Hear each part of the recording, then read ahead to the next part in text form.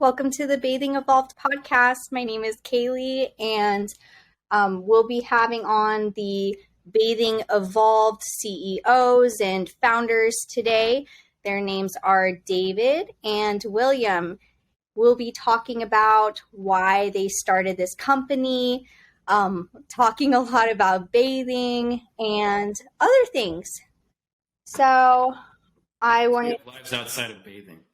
Oh, how much time do you spend bathing a day? 10 hours, I'd say. David, how about you? David? I'm pushing like 15, maybe 16 a day. Is it just for enjoyment, or are you testing your products? You know, a little bit of both. Didn't you just formulated a Red Bull bath bomb? What is that? Well, you know, we're experimenting with a caffeinated bath bomb as an alternative to coffee. It's kind of in the works. So it's hyper mineralized, caffeinated, has amino acids. It's quantum charged, and we have a few things in the works at the moment. Bathing Evolved is the Willy Wonka of bathing. Right. Yeah. Nothing is off limits. You know, whatever our imagination is with bathing is what we try to do. So, I mean, right now we're looking for a chemist who can keep up with our research and development concepts. But basically, you know, anything goes. We're really trying to transform and push bathing to the limits, you know? So That's where we came up with meta bathing. I know that's one thing that we're really obsessed with, like the activity of bathing as a whole and deconstructing. Mm-hmm. And that's kind of like the next phase of Bathing Evolved, to get meta bathing out there and get people meta bathing instead of just bathing. But What is meta bathing? So metabathing is the idea that, people, when they take a bath, they usually just focus on like the bath itself. So you think, okay, I'm going to go to Bed Bath & Beyond, or God forbid you go to LUSH and buy like a bath bomb. It's loaded with like heavy metals and like paint from hell. But we're thinking, life is a story, right? I mean, everything is a whole beginning, middle, and end, right? So let's make the bath a beginning, middle, and end. Let's make it a journey, your own little journey. So that is what metabathing is. Metabathing is the pre-bath, the bath itself, and then the post-bath. And the pre-bath, for example, would be like a hydrating supplement, something that you would take to hydrate and also de-stress, like a sublingual GABA would be ideal. And then the bath itself, and then the post-bath would be,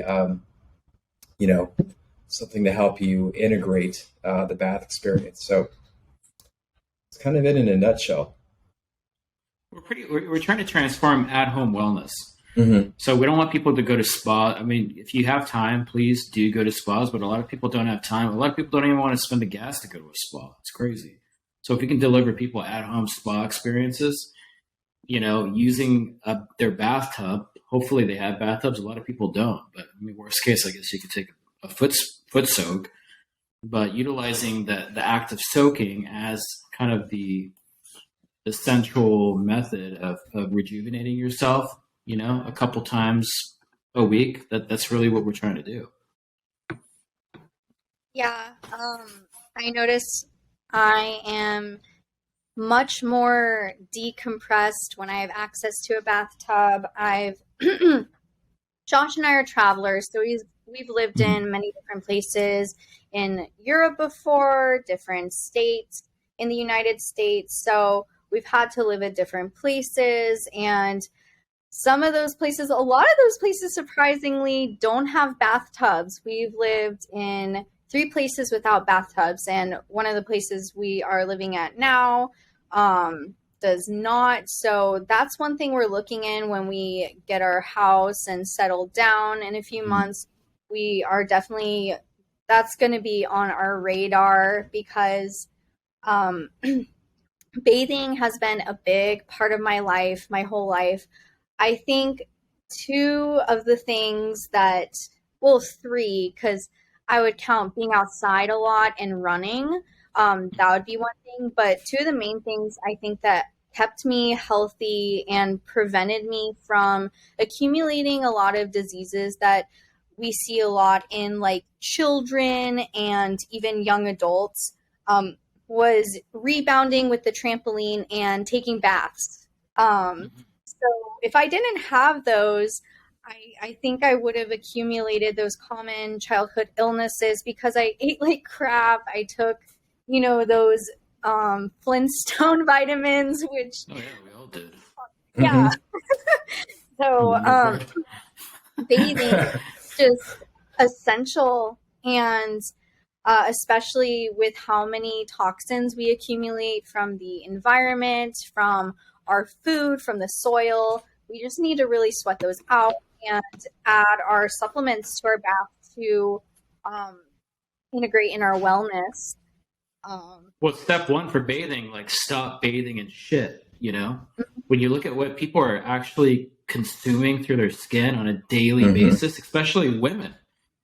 Guys, the guys I know, especially myself, I don't really lather myself or my skin in anything. I don't, but women, I mean, nonstop. It's a daily war on their skin. They don't really know it.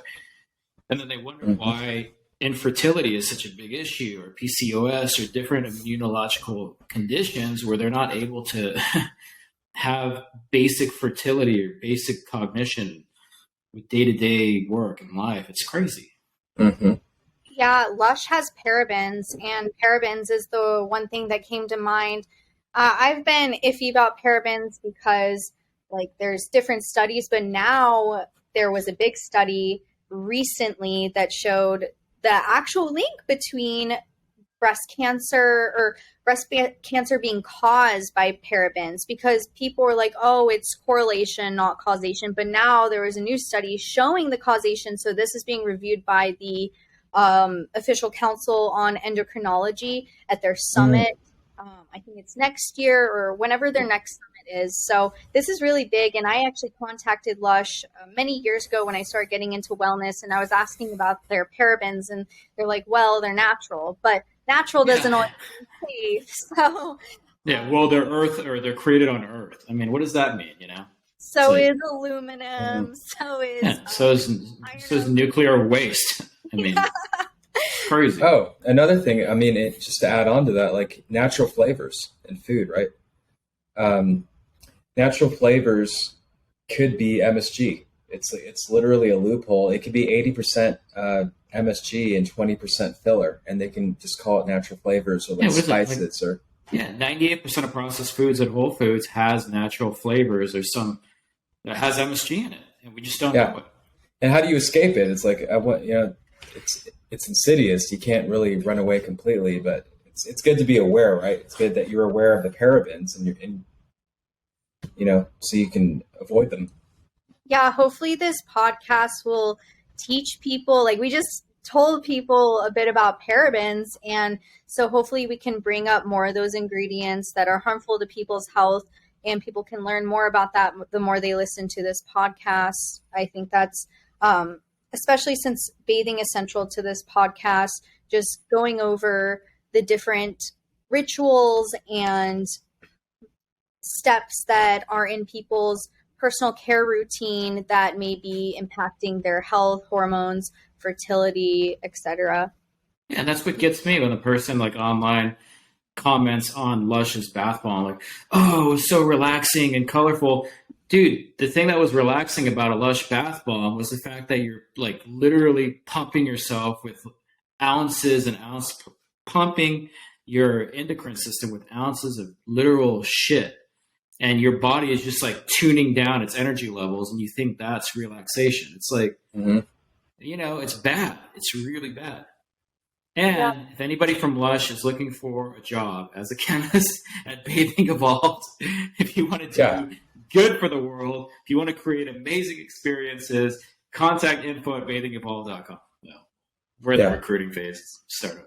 The creativity of Lush, if they can just direct that energy towards something that doesn't have, parabens and artificial colors and all that junk.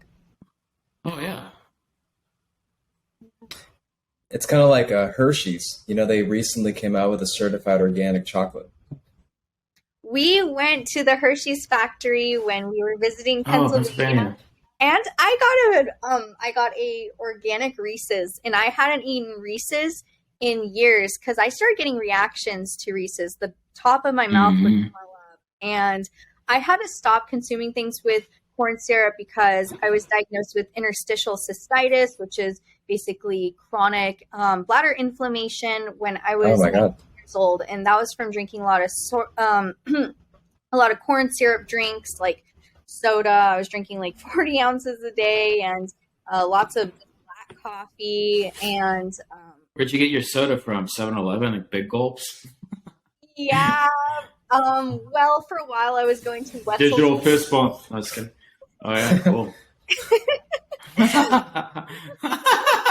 Digital fist bump. Douchebag. Yeah. Wow, Wetzel's pretzels. Okay.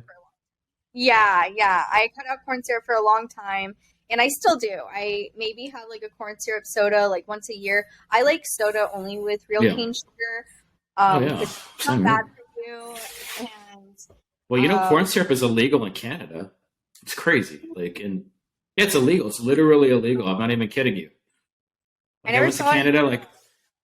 It's illegal in all these places. Like they actually, I don't want to say they care about the population there, but they're not maliciously trying to destroy you from inside out. It's crazy, But it comes from GMO corn. I'm sure that corn syrup from from organic corn is not the worst, but it still has a lot of fructose that it's really hard for our liver to process.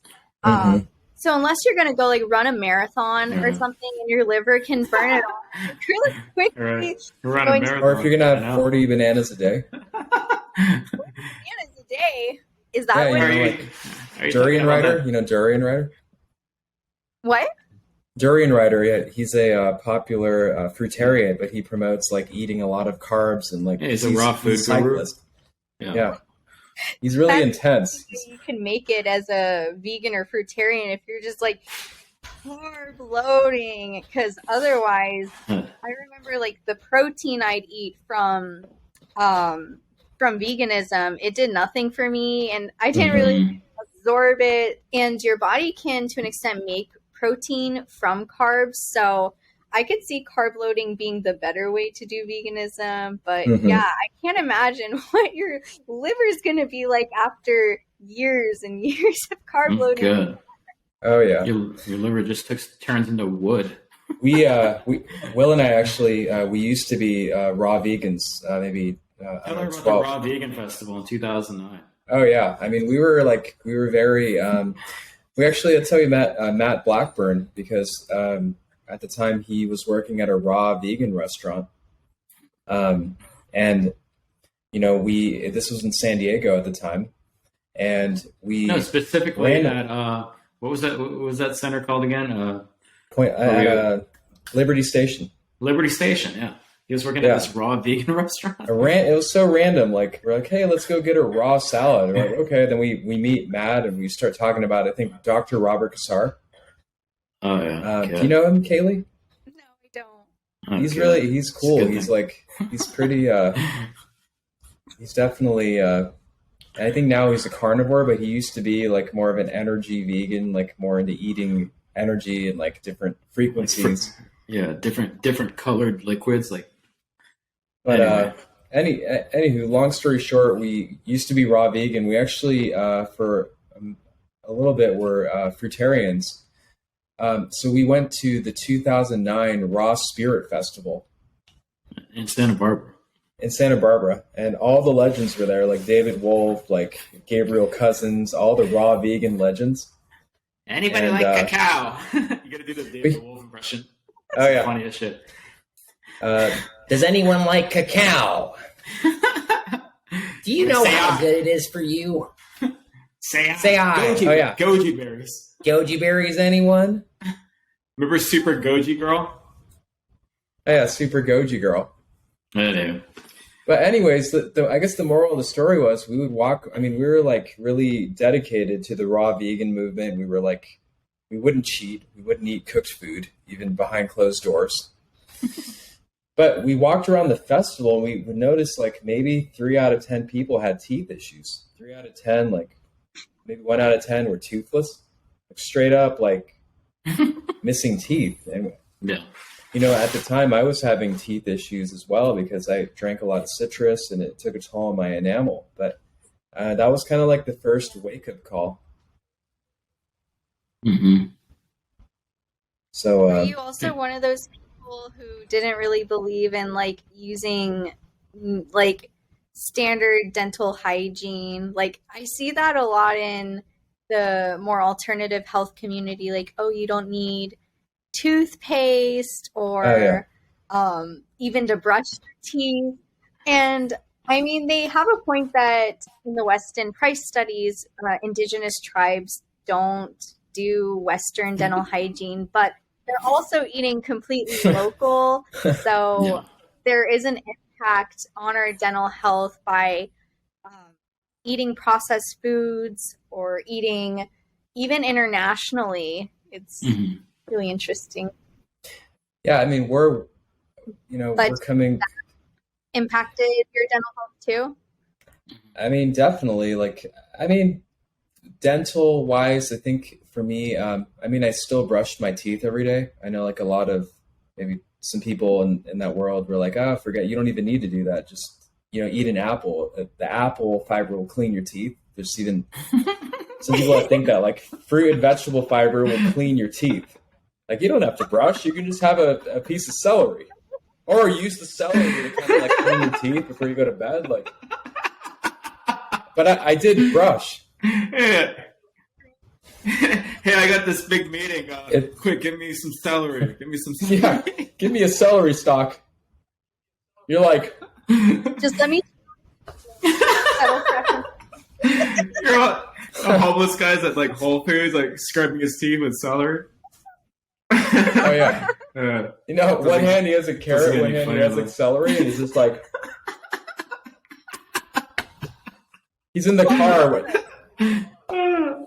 Yeah. So like no, what I did was the life of vegans, raw vegans, just well, I don't want to hate on them. Hilarious. But you know, like I just switched to like a healthier toothpaste. You know, like free of all the garbage and fluoride and all that. Yeah. But now that I think of it, I should try the celery method, and you know, ditch my toothbrush and just being a raw vegan was such a nightmare socially. There was like one raw vegan restaurant left after the raw vegan like economic collapse. So, like nobody wanted to eat it, so there was only one restaurant left in San Diego County. It was this restaurant. I think it's still there. It's called what's it called, David? That stupid restaurant. It's in Encinitas. I don't want to say stupid. They're cool guys, but remember that one we'd always drive up to Encinitas, like 30 miles away from La Jolla? It was called the Greenery or something, or like yeah, but they had like these like raw vegan like burgers. Like they were like, yeah, it tastes exactly like McDonald's classic hamburger. Like we're eating this like depressed in this corner, and it started to rain. And like, man, this sucks. And our stomachs were still burning, you know? Yeah. Like we still had like I had horrible digestion issues from like eating raw vegan. It was crazy. Like so I don't know, to each their own. And I guess there's some elements to it that are healing. Yeah. Yeah, I mean, you know, this podcast is about, you know, let's talk about the bathing skin benefits, and then also the microbiome skin benefits, right? Because I've been really looking into the gut microbiome, and you know, raw vegetables and fruits do play a major role in that. So I want to get your thoughts on that, Kayley. What's your take on like the gut microbiome? Have you looked into that lately, or? Yeah, I remember for school I had to read like a 20-page paper about how we are technically super bacteria because we're just composed of a lot of bacteria. Now, I think that's like the conclusion that Joe Rogan came to. He said when he was on DMT, I would completely agree that because we're comprised of bacteria, that makes us bacteria, but that just shows the point of how impactful our bacteria is. I think I heard from Will that every 2 weeks our bacteria is circulated or renewed. So we can really reverse our body and symptoms and how it's feeling, or for the worse, especially in a matter of 2 weeks. I think one thing I wanted to bring up about the microbiome is there is a probiotic called L. reuteri. Have you heard of that? No. It's something that most of us are missing. I think 90% at least are deficient in or don't have it at all. And everyone in the 1950s had that. So, and we're seeing diseases in the 1950s rise. And that's a lot of factors. And we know that the seed oils and the pesticides that literally kill off our bacteria because they're killing off the life of the bugs and the life of the plants. So therefore it's killing our bacteria. Oh, yeah. So that's having a major impact on our health. And I just wanted to hear what you thought about the microbiome and bathing, specifically with bathing. Our obsession would be to figure out how to make a bath bomb that replenished skin microflora. That would be amazing. If that was even possible, I don't even know if it could. I know there's different traces of or different strands of bacteria that are resistant to heat. David and I were doing a lot of research on that. But if you can make a skin flora replenishing bath bomb or a bath soap, that would be fantastic for so many people that suffer from chronic skin issues. Yeah, did you know I know that spore-based bacteria is heat resistant, so it doesn't need to be refrigerated, and it also has a 99% absorption rate. So, I've looked into that. Yeah, it's crazy how complex like the skin microbiome is. Like we have a gut microbiome. We actually have a brain microbiome. I think the heart has a microbiome. But the skin, actually, different parts of the skin have different bacteria. So, for example, like the drier parts of your skin, like your arms and legs, have a certain type of bacteria, and like other areas that aren't too visible, if you know what I mean, have different bacteria. So it's complex. It's hard to do a one size fits all approach. So, but yeah, that's fascinating. The spore based bacteria. Yeah, I think it comes from fungi, and we're learning a lot about how important fungi is to our health, and certain types are good for immunity, certain types are good for cerebral function. So that's complex too. And when I had the L. reuteri, it came in chewable tablets, so that didn't have to be refrigerated either. So that might be something that can go on the skin. I know Pacifica, they are a skincare brand I really like. They're vegan, cruelty free. Not that vegan's like one of the things that has to, that I need, because I also like animal, like skin, beef tallow skincare. But I do like cruelty-free, not testing on animals, and their products just smell really good too, and they're healthy, and they have a probiotic face wash. So maybe finding out what kind of strains they use, because they that works on the skin, or maybe it doesn't, because not every product that just because someone launches a product line doesn't mean exactly that it works. So you're in the testing and trial stage for a lot of the new products that are launching. So that'll be really fun to not just get past the experimenting with gasoline in the bathtub stage. And well, our family's in the gas business, so we have access to the gas. Oh, wow. Tell me about that. We actually grew up in the retail gasoline fueling business and repair shops, and our family still owns in California till this day. Yeah. Actually, we just installed hydrogen fuel in each one, so that's been really interesting. So it's like it's pretty cool. Hydrogen fuel is kind of an interesting alternative source because it mimics like the retail distribution of gasoline. So, but I don't know. I think a lot of it is a scam too, because the military would use these alternative sources. They're not reliable, you know. Go ahead. Well, yeah, California, I think Gavin Newsom or somebody set the goal by 2035. They want to end the production of gas vehicles. Oh, wow. Scary, right? Scary thought, because now, okay, are we going to be all electric? And they control the power grid, so that's pretty sketchy.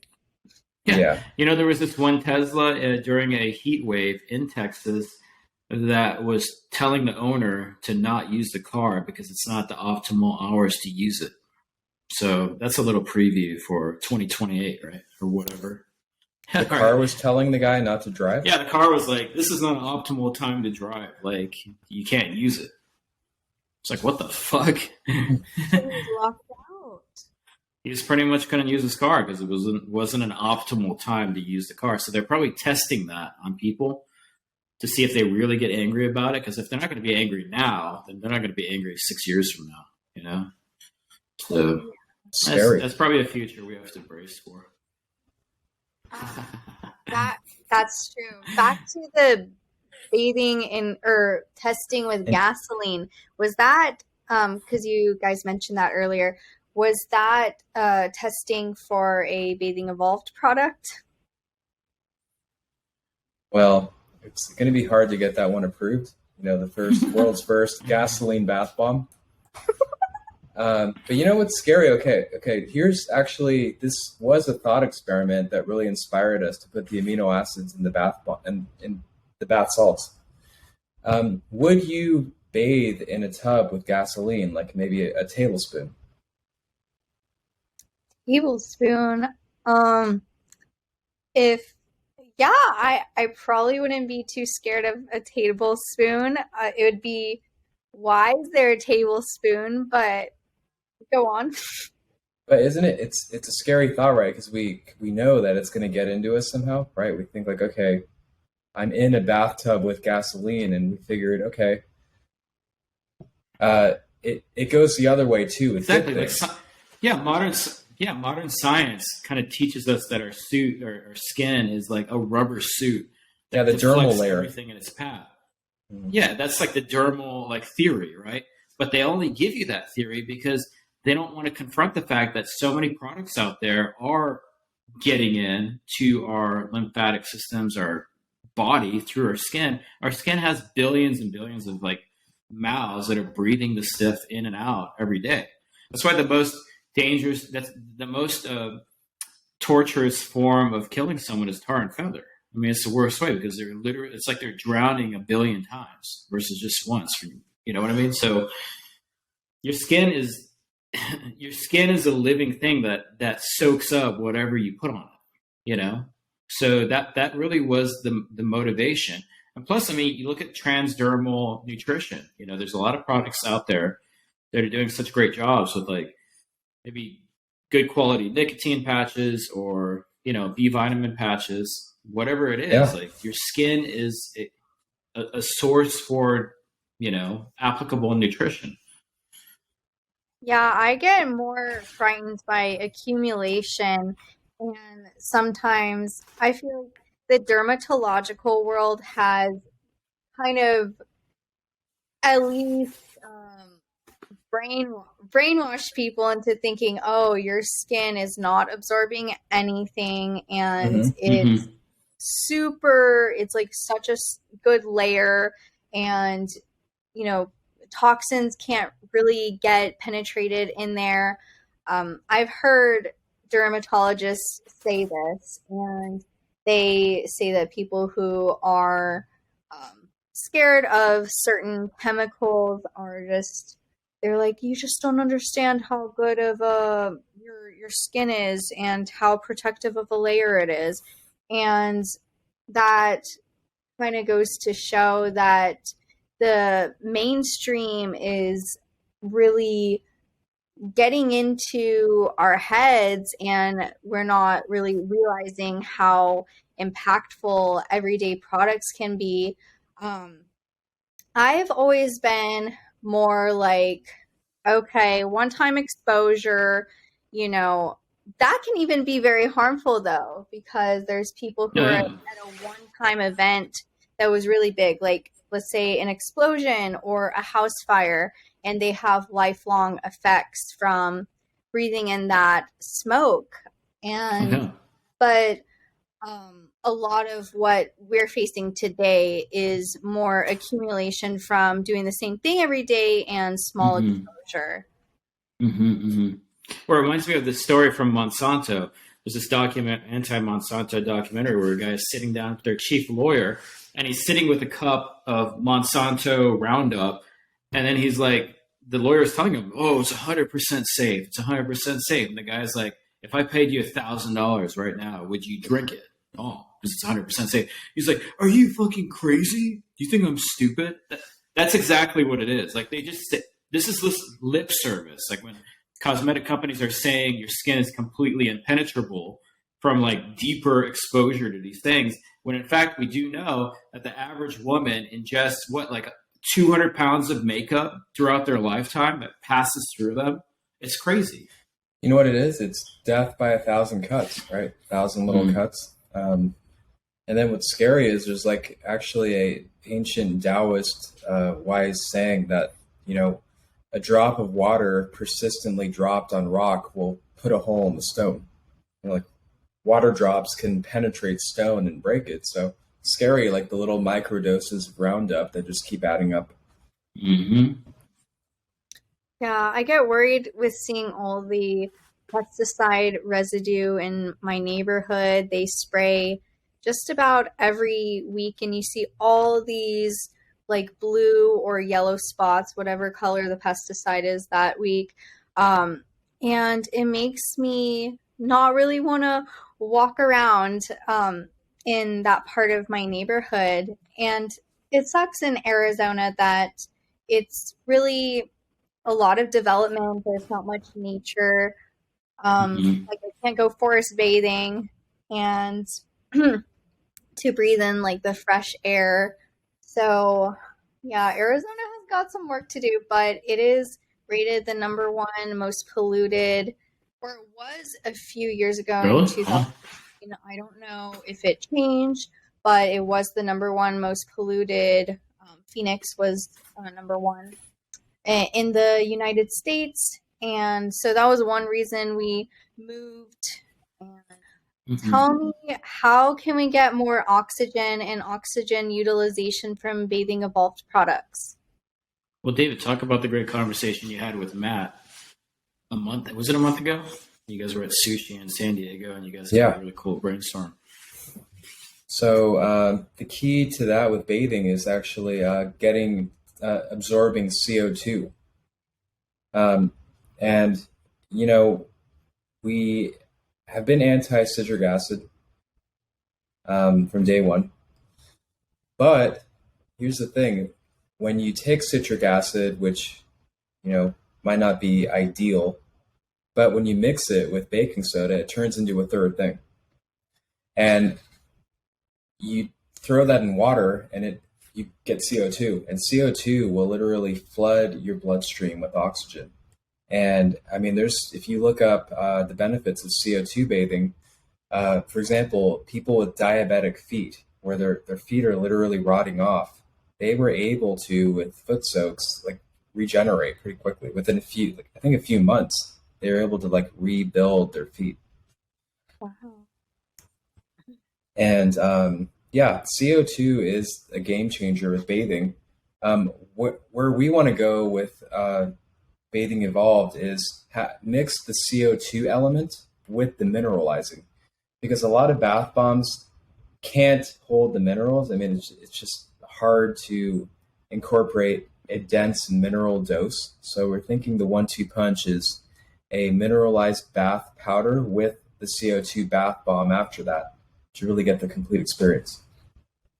Because Kayley, no one's ever advocated for first soaking in, let's say, a magnesium heavy mineral bath. No one's ever really mixed the CO2 to that. It's always there are two ways of thinking about bathing. There's the CO2 approach, and using those products are completely alien to like the hyper mineralized baths. Like they're never combined. The only place you'll ever find those things combined is in an actual mineralized hot like spring, where you have all the minerals, you have all the carbonation. It's like the perfect combination. Mm-hmm. But no one's ever done that at home unless they're actually consciously like putting a very highly dense mineral solution in their bath and doing a CO2, bath bomb or whatever after it. But I've never seen it. We've never seen it. That's the genius of nature, right? So there's the natural CO2 carbonation in a spring plus the minerals. But the CO2 is actually how that diabetic foot healed was the increase in circulation. And you combine both worlds, right? You get like the dense magnesium, Dead Sea salt, minerals, and all the other stuff in our formula, plus the CO2 to increase the surface, skin circulation. I think it's the best of all worlds. But wouldn't you say the carbonation is activating these minerals? I mean, it's turning it into an ionic form. That's what's interesting. Like magnesium bicarbonate, Kayley, familiar with that? Like you can make your own magnesium? Yeah, I hear it's the most readily absorbed magnesium. Mm-hmm. Yeah, it's interesting. So we're thinking mixing, CO2 in a bath with a bunch of minerals, I think should have a powerful effect. Extremely powerful effect. It has to. Wow. Don't mix it with gasoline again. Yeah, no gasoline. No gasoline, not even one. Not even one dropper full.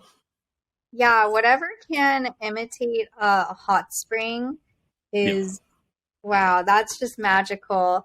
One of the best experiences I've had was just driving through the Rocky Mountains, and there was a hot spring that was just an 1/8 of a mile hike off the road, and it was relatively small, like the size of a big hot tub, and it had mud, so I was putting mud on my face and just like nice.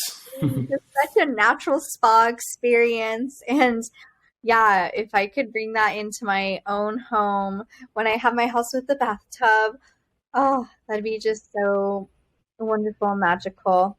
I think David was doing that last month. He found a spring too, but some creepy ranger was staring at him in the corner. What? Yeah. I mean, comes with the territory, right? Like the rangers are the gatekeepers to the natural world. Yeah. So creepy. Yeah, I didn't really feel like bathing in front of a creepy ranger, so I just got in my car and left. But yeah, that's it was a downer. About how the national park system is like limiting what we can do. In some good ways, but in also some bad ways. Like they have all this land that can't be used for, I get it, not wanting like big urbanite development, right? But not even having like a little small town or something there, because you can go over an hour or 2 hours in Arizona without seeing a single restroom. And I've had a really hard time on those roads before, just waiting for the next town that's hours away. And in Utah, it's 4 hours without any gas stations, any. Wow. So it's with the that just creepy ranger just reminded us of like oh, the national park system, is that really 100% necessary? Imagine if they guarded all the restrooms too, and like, you know, on the road. Guarded for what? like cram the grizzly bear into it? Like what? What do you mean guard? What the hell is the point of guarding? Grizzly bear and gasoline. That's how taxpayer money should be spent. Damn it!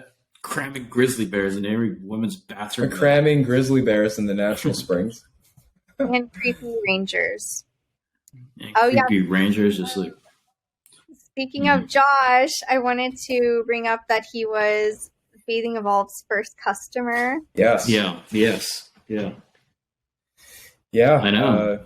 He was customer number 1, and it was, you'll never forget that, right? And he has the best piece of content ever produced for Bathing Evolved. That includes the commercials that we spent a ton of money doing. When Josh went to the Bed Bath and Beyond, and I think he just flipped off a bunch of bath bombs or something. I was like, wow, dude, Josh is going to work with me one day. Like that's my goal more than like anything else, just to work with him. So that was awesome. Yeah, that was amazing. It's like fucking bath bombs or poison bombs. Yeah.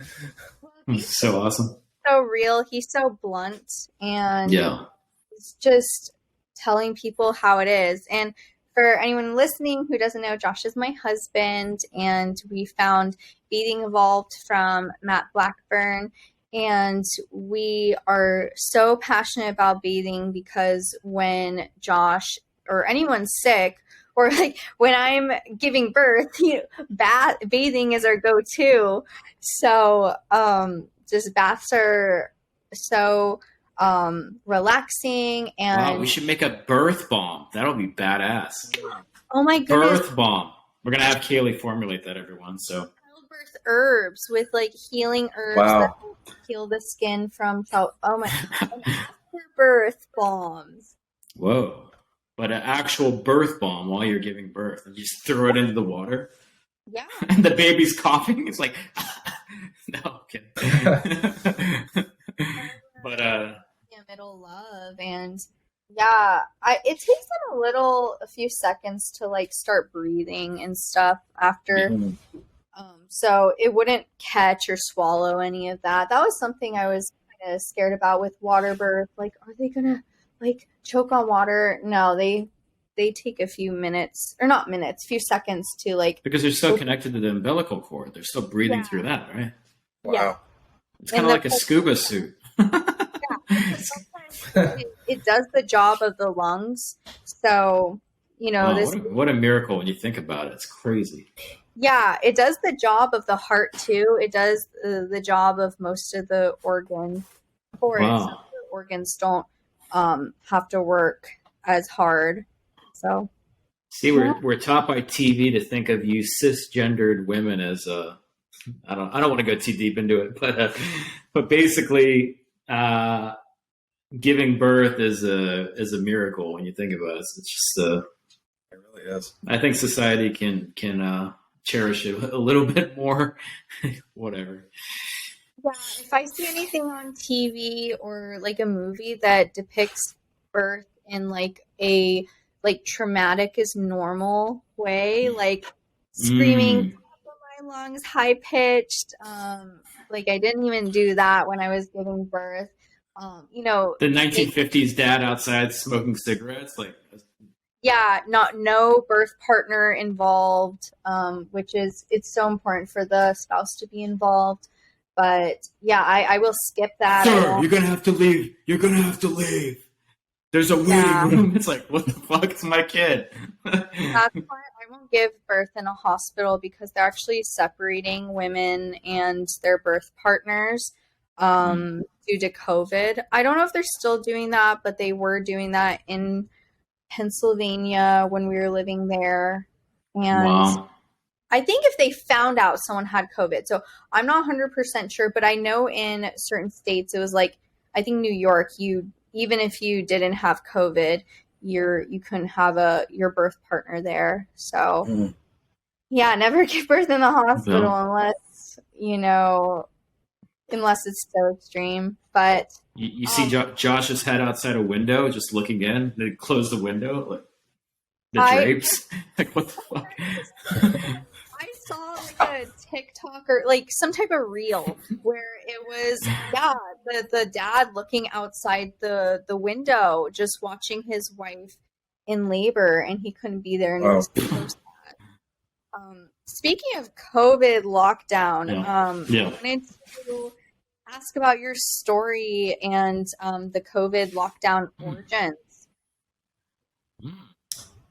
It's a good question. How do you answer that? In a nutshell, I think for me, March and April were the most bonkers. The toilet paper stuff. Yeah, all that. The toilet paper, the food shortages, and just like the shell shock.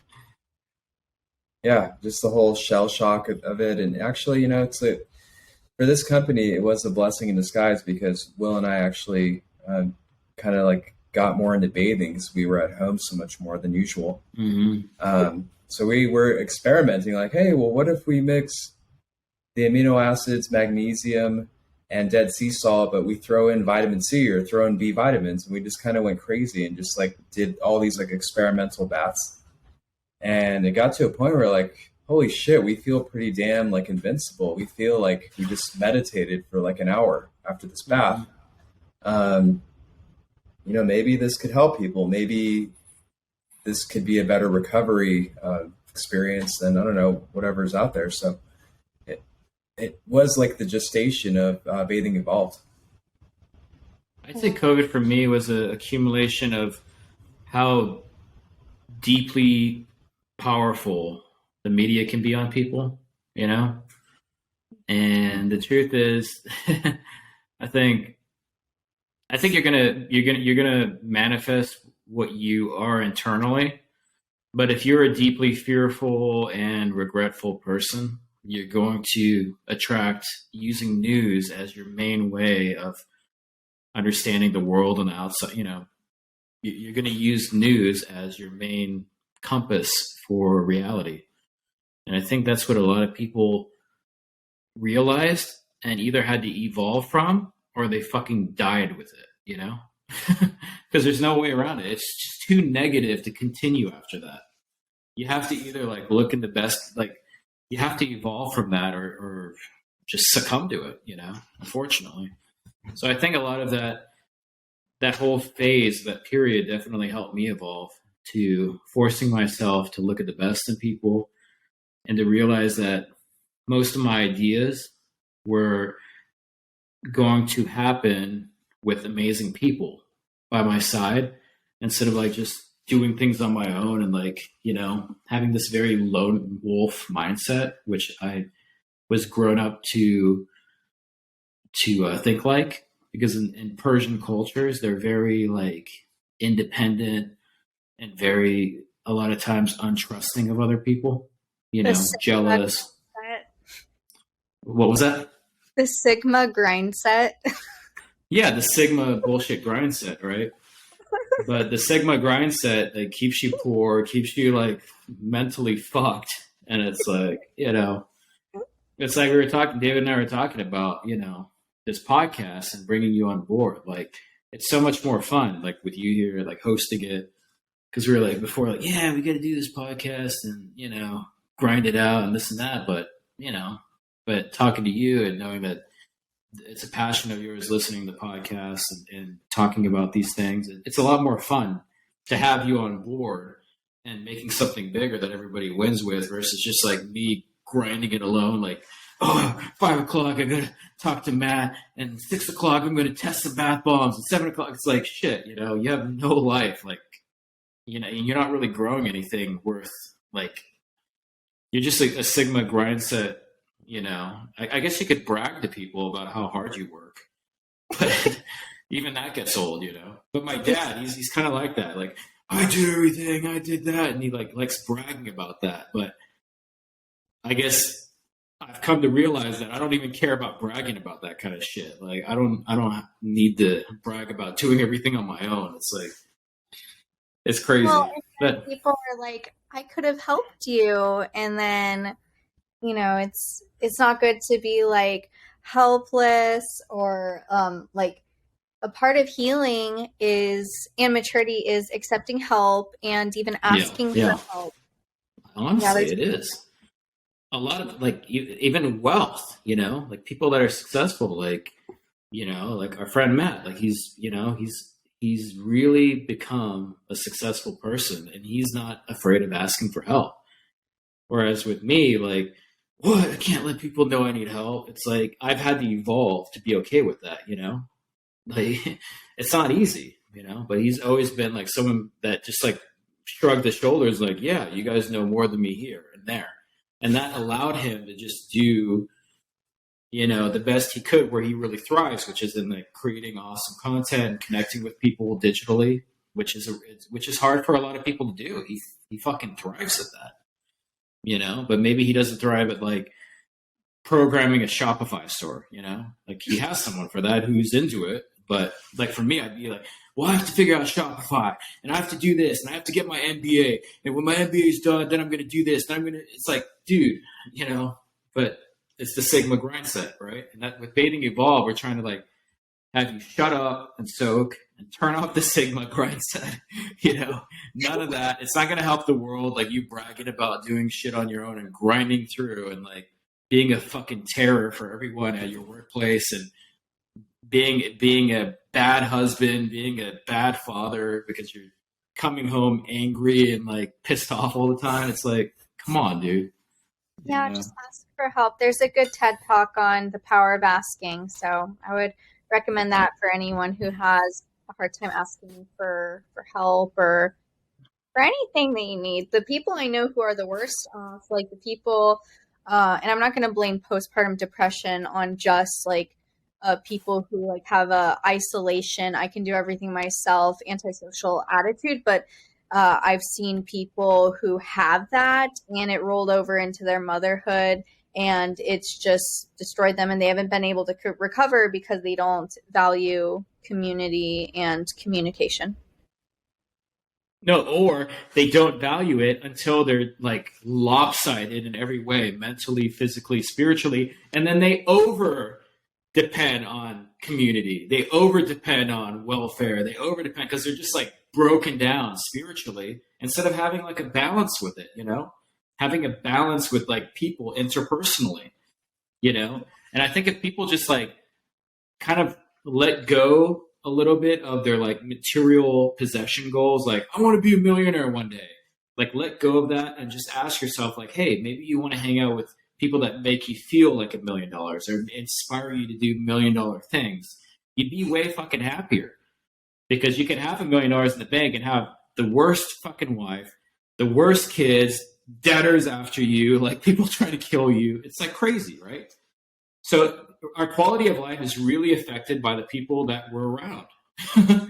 Yeah, Bathing Evolved is a community. So and it is a community. It is a community, and it's really about collaboration, and it's about not having an ego. Like I would credit you with the bathing bath bomb. That was cool, So it's like it's a community thing. It took that conversation with you. I mean, David and I aren't talking about pregnancy and birth, at happy hour in San Diego. We're talking about other things, but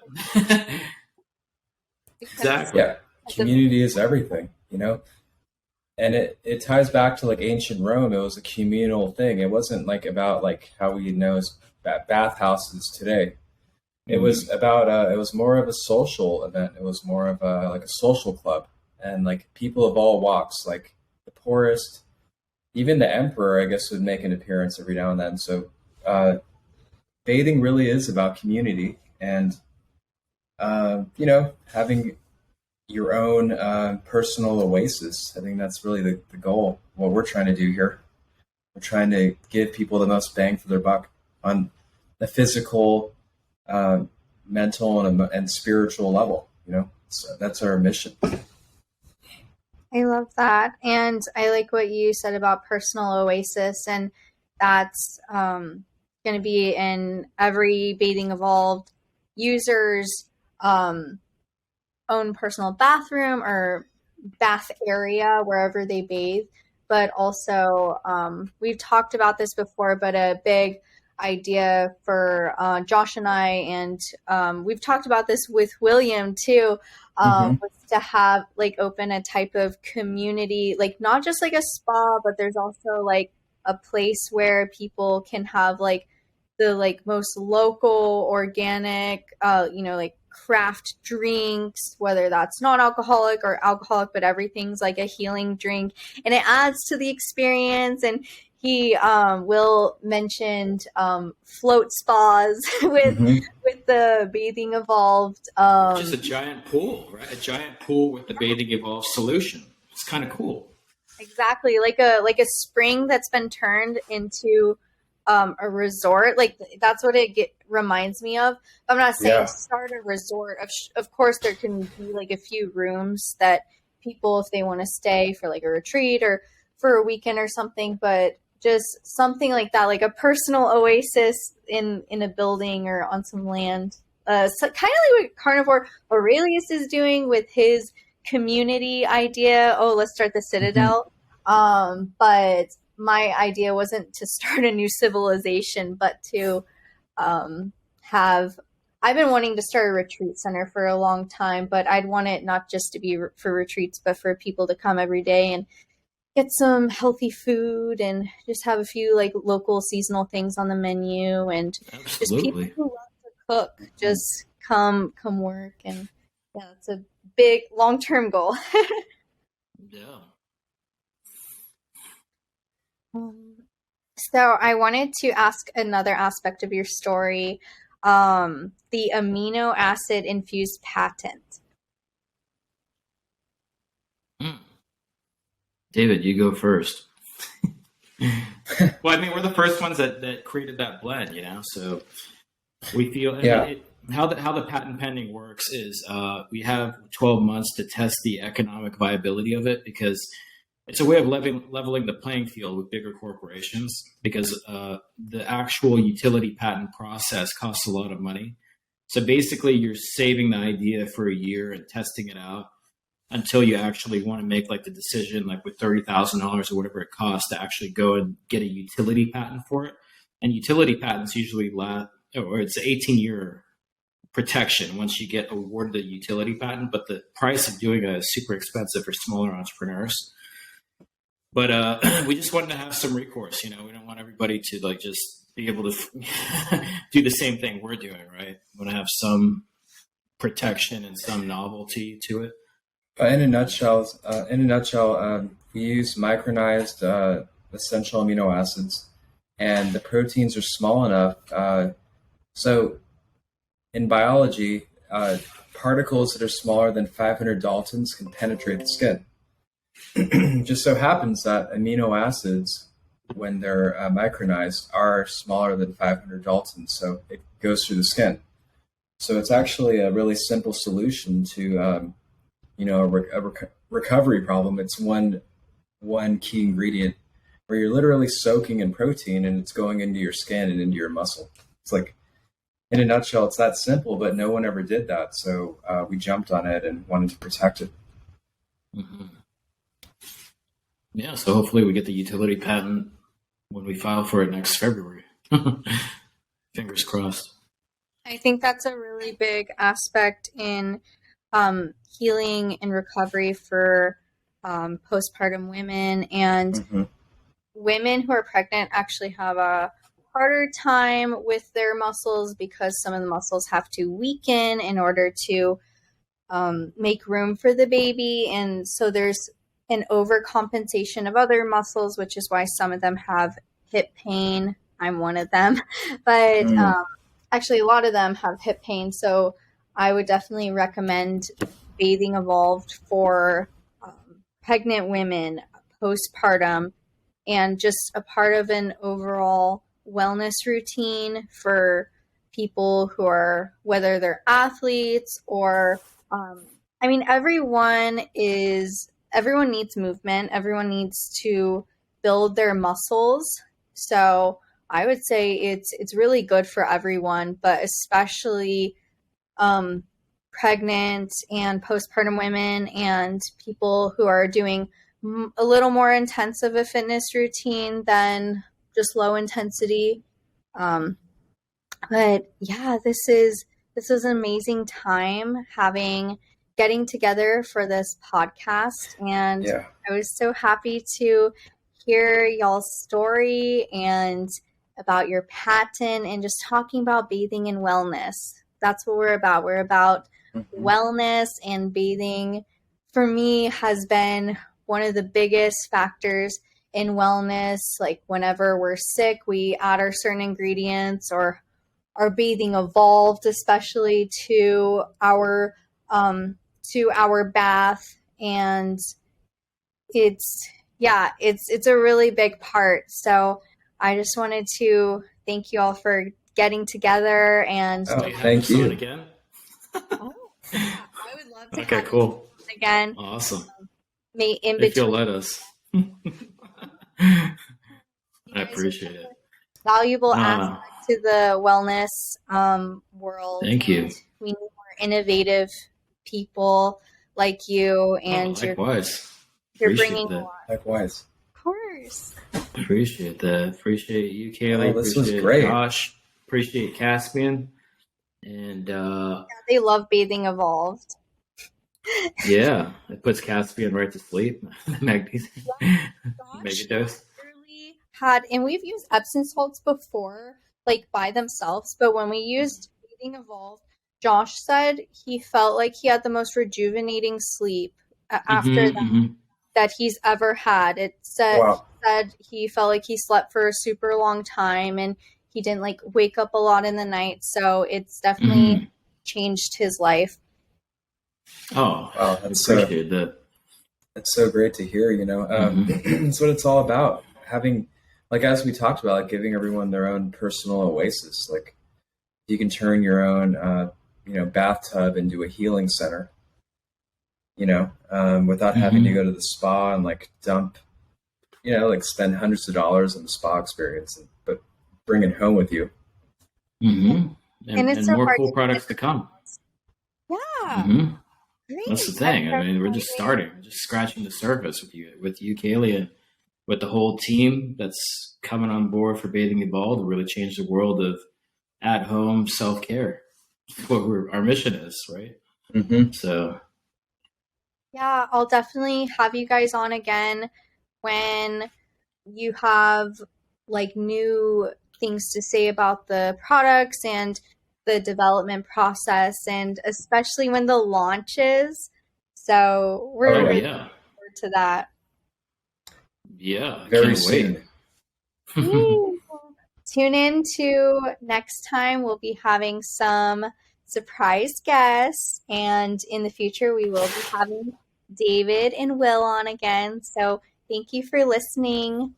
Have a good evening. Bye. Thanks, Kayley. Thanks, everybody. Bye. Thanks again.